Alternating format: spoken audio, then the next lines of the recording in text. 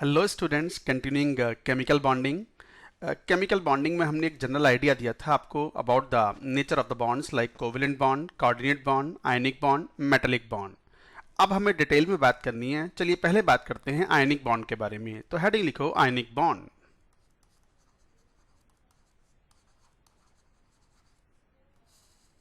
और it is also called as electrovalent bond.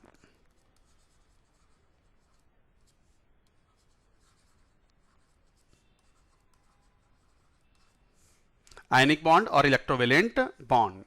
तो क्या है ये? फॉर्म्ड, पॉइंट वाइज लिखते जाओ, between metals and non-metals by complete transfer of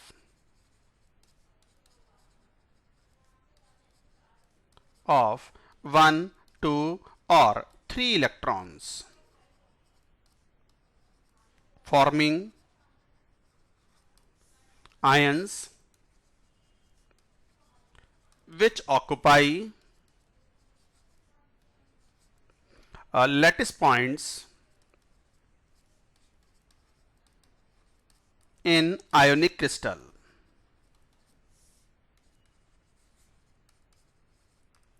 So formed between metals and non-metals by complete transfer of 1, 2, 3 electrons, forming ions. Ions मतलब cations and anions which occupy lattice points in the ionic crystal. Ultimately ionic bond है क्या? It is the electrostatic force of attraction between cation and anion in the ionic crystal. So it is the electrostatic force of attraction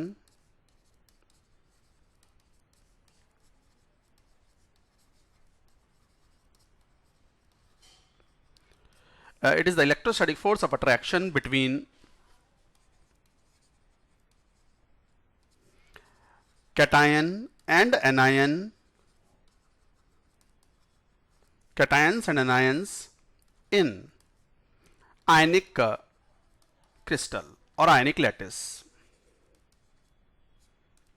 It is a strong bond.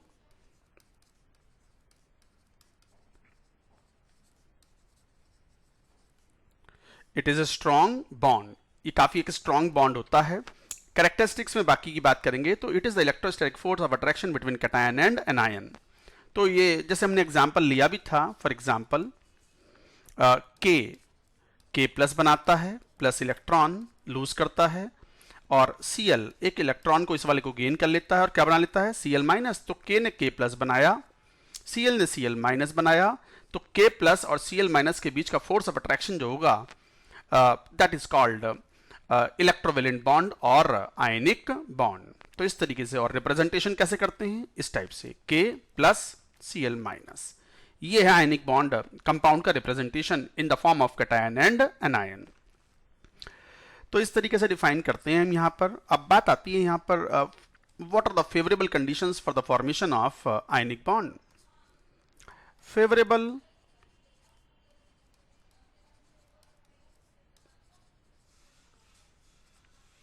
favorable conditions of formation of ionic bond। कौन सी favourable conditions है for the formation of ionic bond और electrovalent bond? One of the element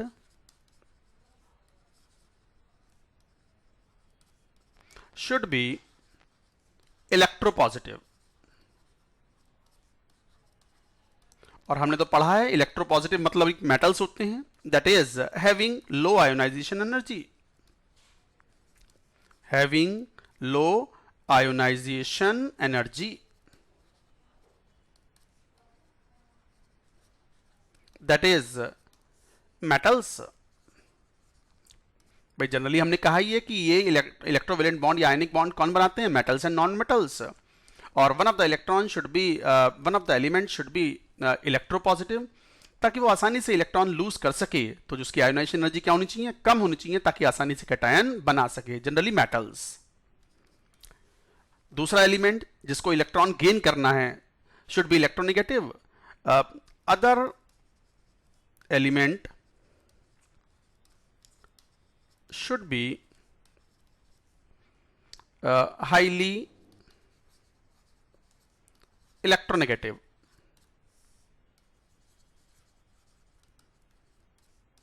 That is high electronegativity.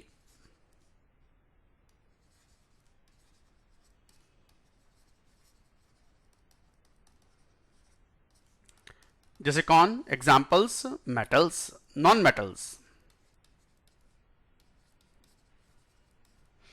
तो non metals, तो metals और non metals के बीच में एक एलिमेंट ऐसा हो जो कैटायन आसानी से बनाए, मतलब आयनाइजेशन एनर्जी लो हो, एक ऐसा हो जो आसानी से इलेक्ट्रॉन गेन कर ले, तो हाई इलेक्ट्रॉन एफिनिटी हो या इलेक्ट्रोनेगेटिविटी उसकी ज्यादा हो,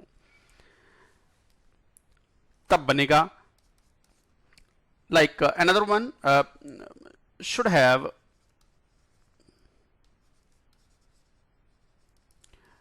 हाई EN difference.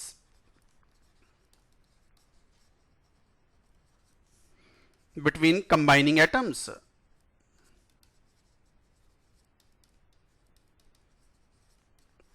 जो कंबाइनिंग एटम्स हैं उनके बीच में electronegative difference should be high, lattice energy also should be high. Lattice energy is the energy by which और the energy required to break the ionic crystal. तो जितना ज्यादा strong bonds होंगे लैटिस एनर्जी उतनी ज्यादा होगी। तो should have high lattice energy.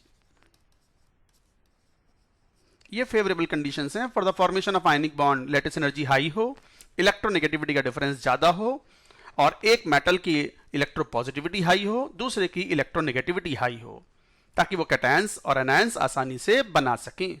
तो ये थी conditions for the formation of ionic bond. अब आयनिक बॉन्ड जैसे हम कहते हैं examples of ionic bond, example of ionic compounds.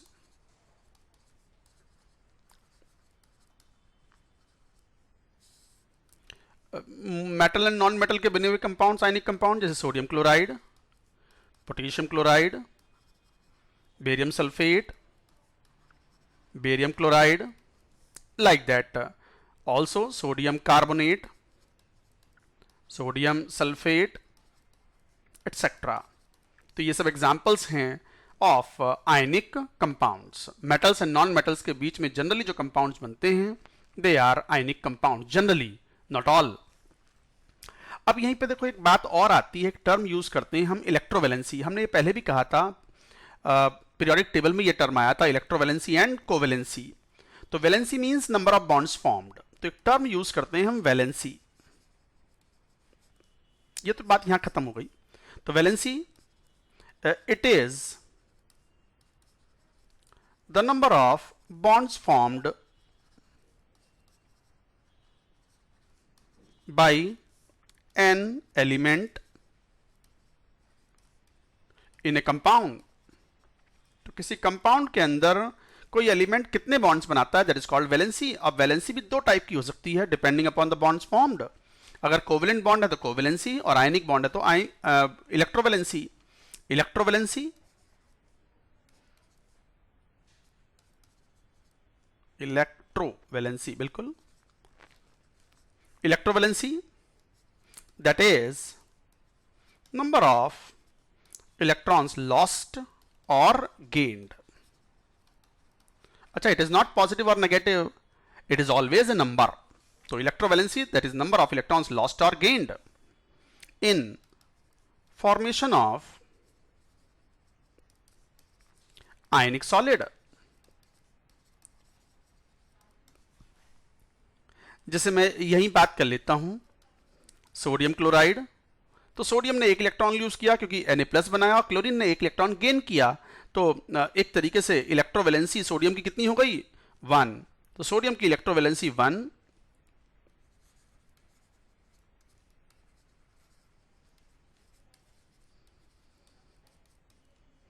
electrovalency of chlorine is also 1. So like that you will define. और एक एग्जांपल लेंगे, जैसे बेरियम सल्फेट ही है मान लो, तो बेरियम की इलेक्ट्रोवैलेंसी 2 और सल्फेट की भी इलेक्ट्रोवैलेंसी 2। क्या है ये? Electrovalency.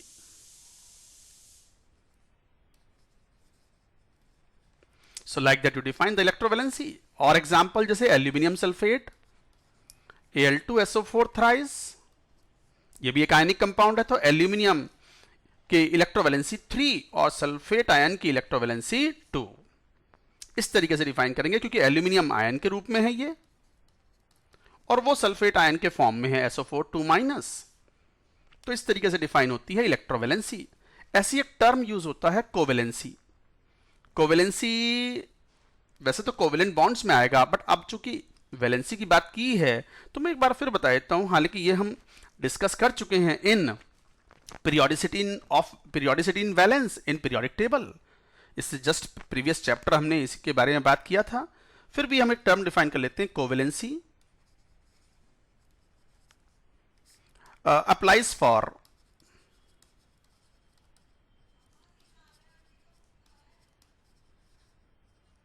covalent compounds.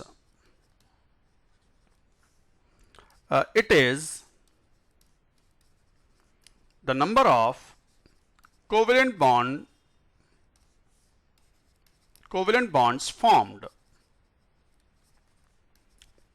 by an element.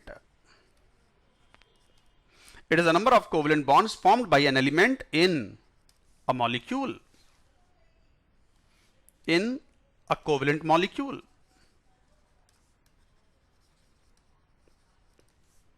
जैसे एग्जाम्पल लो, जैसे मान लो अमोनिया है NH3। अब इसके लिए स्ट्रक्चर पता होनी चाहिए और स्ट्रक्चर आप सीखोगे इसी चैप्टर में केमिकल बॉन्डिंग में, when we draw Lewis dot structure in chemical bonding. तो जैसे अमोनिया की स्ट्रक्चर ऐसी होती है, अमोनिया पर एक लोन पेयर है और 3 बॉन्ड्स हैं इस टाइप से। How many bonds nitrogen is forming? 3। तो क्या बोलोगे? Covalency of nitrogen in ammonia is 3। Like that you से। और एग्जाम्पल लो, जैसे HNO3 है। मान लो नाइट्रोजन की कोवेलेंसी फाइंड आउट करना चाहते हैं, तो स्ट्रक्चर पता हो HO N double bond O और ये O प्लस माइनस। नाइट्रोजन बताओ कितने बॉन्ड बना रहा है? अराउंड 8। 1 2 and 1 3 and 1 4, 4 बॉन्ड बन रहे हैं। तो क्या बोलोगे? Covalency of N in HNO3 is equal to 4। But oxidation number ये पहले डिफाइन कर चुके हैं। ऑक्सीडेशन नंबर ऑफ N क्या है? दैट इज अगर आप कैलकुलेट करोगे तो +5 आ जाएगा। आप कैलकुलेट कर लेना, +5। Oxidation number is different, valency is different, covalency is different. So covalency of nitrogen in HNO3 is 4 क्योंकि 4 बॉन्ड बन रहे हैं, and oxidation number is 5 that you know how to calculate. तो ये तरीका हुआ कोवेलेंसी शो करने का। और भी एग्जांपल्स लेते हैं। और एग्जांपल लो, जैसे PCl5 की बात करें तो PCl5 की स्ट्रक्चर कुछ इस टाइप की होती है, PCl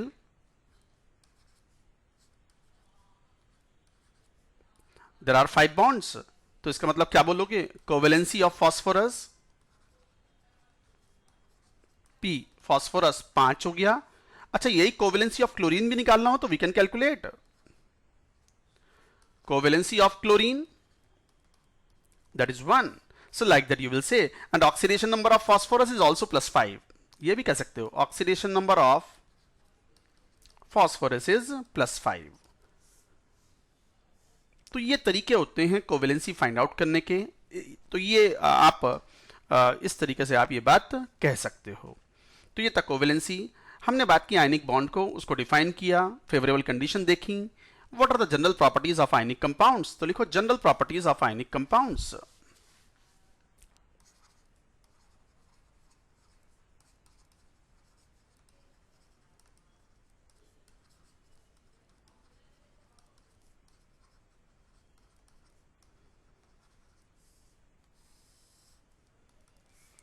General properties of ionic compounds. Ionic bond is non-directional.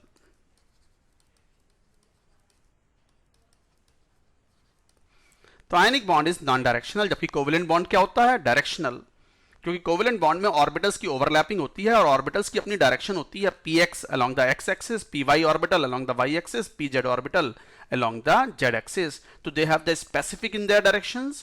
तो accordingly covalent bond is directional.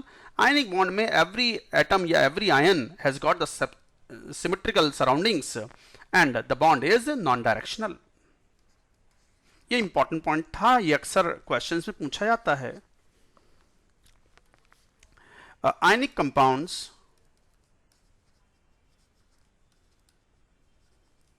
have high melting point and boiling point. काफी स्ट्रॉन्ग बॉन्ड्स होने की वजह से. तो ionic bond is a strong bond.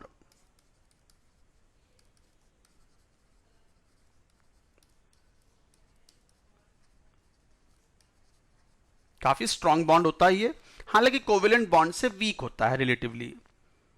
Diamond में सभी bond covalent bond होते हैं and the melting point of the diamond is one of the highest. तो ये बात बाद में बात कहेंगे हम इस बारे में. बट इन जनरल अगर हम बात करें कि एक मोल कोवेलेंट बॉन्ड है और सिमिलर टाइप के एक मोल ऑफ आयनिक बॉन्ड है, सिमिलर एटम्स के बीच में टाइप से अगर कंसीडर कर लें, मान लो ऐसा केस लें, तो covalent bonds are stronger than ionic bonds, but still ionic bonds are enough strong. तो ionic compounds have high melting point and boiling point. Ionic compounds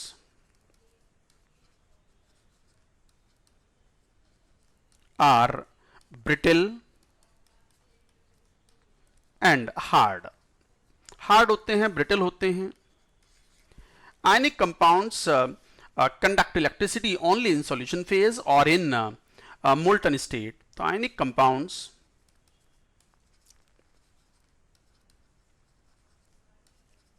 conduct electricity in molten state. पिघला दिया, उसको heat करा और वो liquid में convert हो गया, प्योर लिक्विड स्टेट और प्योर लिक्विड फॉर्म.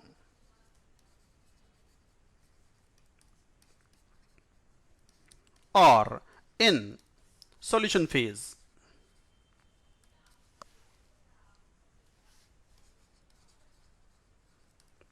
तो ionic compounds conduct electricity in molten state और प्योर लिक्विड फॉर्म और in solution phase.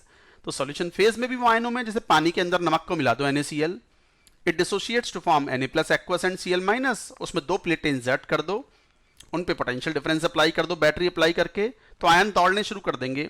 Positive ion will move towards the negatively charged plate, negative ions will move towards the positively charged plate, and movement of the ions is nothing but conduction.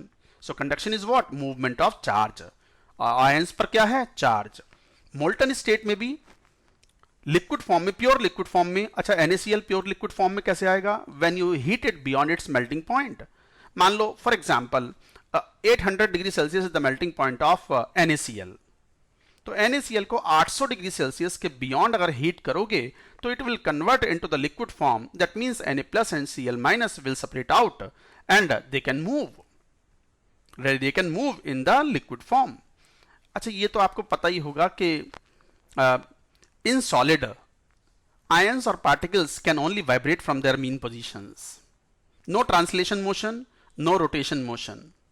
But in liquid state and in gaseous form, the substance can have, or ions or particles can have, all the 3 degrees of freedom or the 3 type of motions: translation motion, rotational motion and vibrational motion. तो जब भी तो solid के अंदर atoms अपनी position पर locked up होते हैं and they can only vibrate from the mean position but can not translate और रोटेट. तो लिक्विड स्टेट में भी जब लेके आते हैं हम प्योर आयनिक कंपाउंड को beyond its melting point high temperature पर, then it conducts electricity. So like that you say, to conduct electricity in the molten form or in solution phase. Fifth, जैसे एक और पॉइंट की बात करेंगे, ionic compounds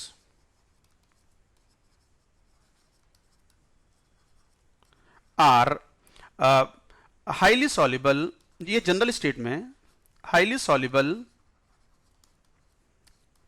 in general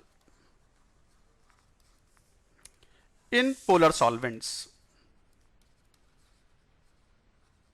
like water. Ionic compound बढ़िया से घुल जाते हैं in polar solvents like water, पानी के अंदर बढ़िया घुलते हैं आयनिक कंपाउंड। नमक है NaCl, easily dissolves, KCl easily dissolves in water and dissociate into ions. तो एक जनरल रूल होता है सॉल्युबिलिटी का, लाइक डिसॉल्व्स रूल, लाइक। तो general rule of solubility in a solvent, तो किसी सॉल्वेंट के अंदर एक जनरल रूल होता है सॉल्युबिलिटी का, लाइक डिसॉल्व्स लाइक। बहुत ही इंपॉर्टेंट है ये तीन शब्दों का ये जो है, like dissolves like.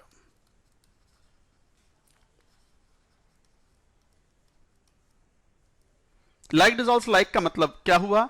Like dissolves like का मतलब है कि आयनिक कंपाउंड्स या highly polar compounds are better soluble in the polar solvents. Highly polar compounds and ionic compounds dissolve better to a greater extent in polar solvents, and non-polar compounds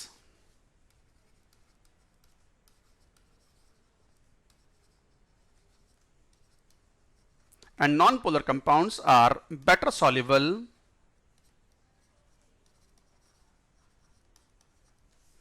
in non-polar solvents,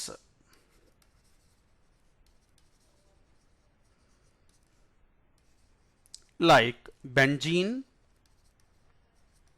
CCl4, carbon disulfide, ether, etc. तो ये एक general rule होता है। जैसे example लें, जैसे ammonia हुआ, HCl हुआ, आयनिक कंपाउंड NaCl हुए, KCl हुआ, सोडियम कार्बोनेट हुआ, एटसेट्रा। हाईली पोलर कंपाउंड्स और ionic compounds are highly soluble in water, are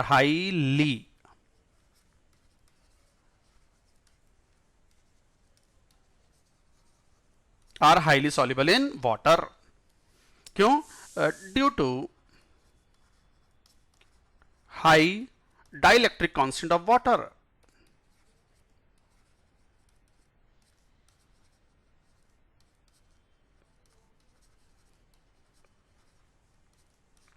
due to high dielectric constant of water.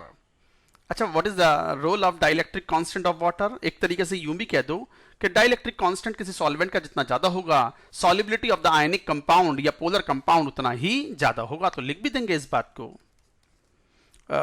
Dielectric constant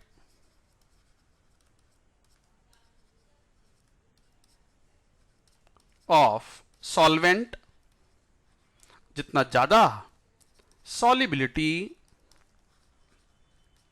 of polar और ionic compounds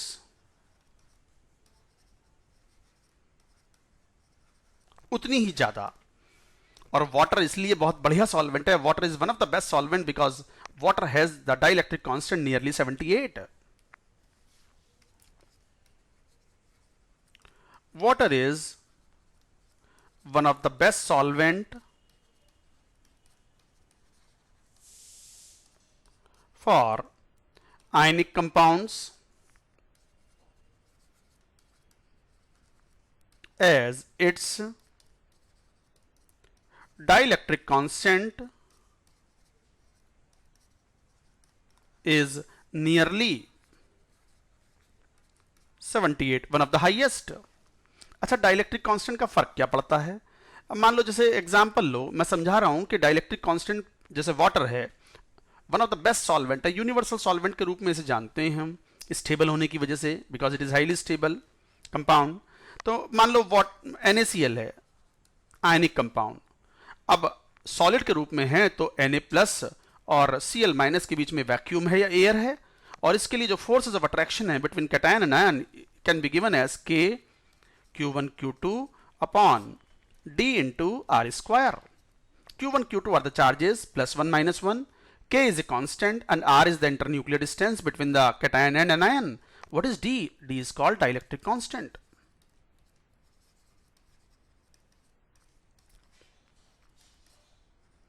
Of medium. कौन सा medium? अभी vacuum है, मान लो NaCl है तो एयर है मान लो, तो वैक्यूम या एयर के लिए कितना होता है? 1 फॉर वैक्यूम और air, and this is 78 for water. आप खुद ही देख लो यहां पर खुद ही देख लो आप. सोडियम क्लोराइड है, आप इसके आयनों को अलग करना है एयर में ही, तो इसे हीट करो. कितना? 800 डिग्री सेल्सियस.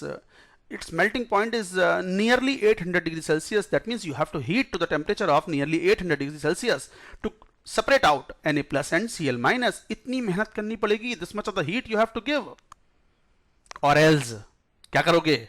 छोड़ो, मत करो हीट, मत लगाओ एनर्जी, पानी में घोल दो. बस पानी में घोल लो, चम्मच से उसको स्टिर कर दो, चला दो उसको बढ़िया से. क्या होगा? टूट जाएगा Na plus aqueous and Cl minus. क्यों? क्या हुआ? ये हुआ कि जो फोर्स ऑफ अट्रैक्शन था एयर में, डी की वैल्यू 1 थी, और जैसे ही वाटर में डिसॉल्व किया तो एक तरीके से the force of attraction between Na plus and Cl minus is reduced by a factor of 78. D की वैल्यू 78 है फॉर वाटर, तो वाटर के लिए डी 78 होने की वजह से force of attraction between the cation and ion in the ionic crystal is reduced by a factor of 78. इतना कम फोर्स ऑफ अट्रैक्शन हो गया तो वैसे ही टूट के अलग हो जाएगा, और moreover ions are getting hydrated. So that is also a kind of driving force for stabilization and separation of the ions. तो कहने का मतलब यह है कि डाइलेक्ट्रिक कांस्टेंट जितना ज्यादा, फोर्स ऑफ अट्रैक्शन घट जाएगा बिटवीन कैटायन एंड एनायन, आसानी से वो सेपरेट आउट हो जाएंगे और आयनों में कन्वर्ट हो जाएंगे. So water is one of the best solvent for ionic compounds. अच्छा, ये हम बात कर रहे थे लाइक डिसॉल्व्स लाइक वाले सॉलिडिटी. हम तो आयनिक कंपाउंड की बात कर रहे थे कि ionic compounds are very well soluble in polar solvents like water or even ammonia. Ammonia is also highly polar. But साथ में हमने ये भी कहा था कि non-polar compounds are better soluble in non-polar solvents like benzene, CCl4, CS2. तो ये बात भी यहाँ कह सकते हैं हम. For example, hydrocarbons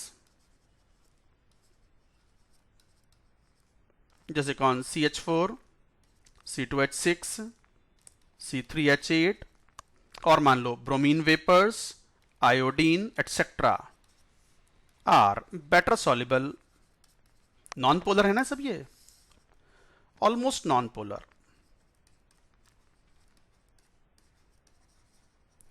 either exactly non polar और almost non polar are better soluble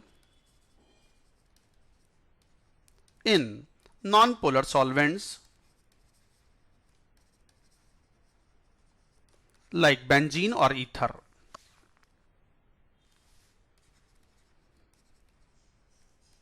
Or ether. So like that you say. तो ये थे कुछ प्रॉपर्टीज. एक आध प्रॉपर्टी और भी लिखते हैं हम. देखो कौन कौन से, मैं एक बार समराइज कर दूं कौन कौन से पॉइंट्स हमने लिख लिए हैं. हाँ देखो, ionic bonds is non directional. This is very important. They have the high melting point and boiling point because of the strong bond.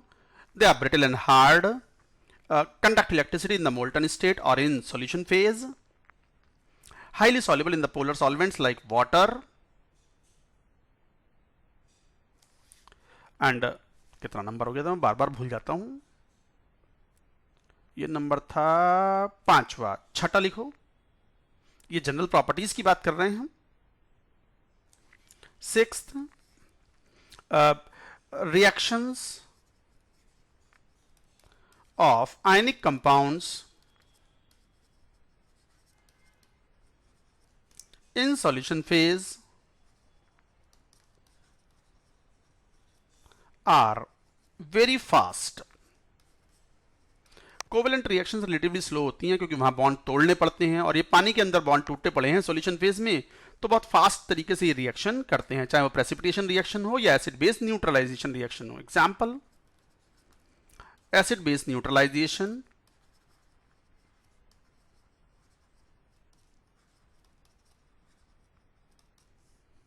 और comma precipitation reaction.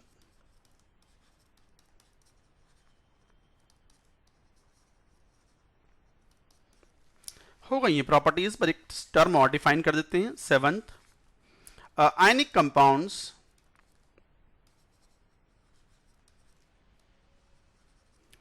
Do not show isomerism, बल्कि isomerism is the property of covalent compounds. Organic chemistry में आप पढ़ेंगे कि isomerism होता है, अलग type के structural isomerism, stereo isomerism and all that. So it is the property of isomerism, covalent compounds. Ionic compounds isomerism नहीं शो करते, तो बल्कि क्या शो करते हैं? इनफैक्ट दे एग्जिबिट आइसोमॉर्फिज्म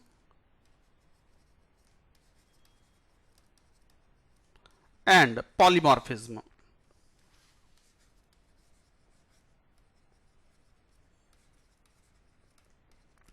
अब ये टर्म क्या है, आइसोमॉर्फिज्म एंड पॉलीमॉर्फिज्म? चलो ये भी डिस्क्राइब करेंगे, but that we will take up in the next video lecture.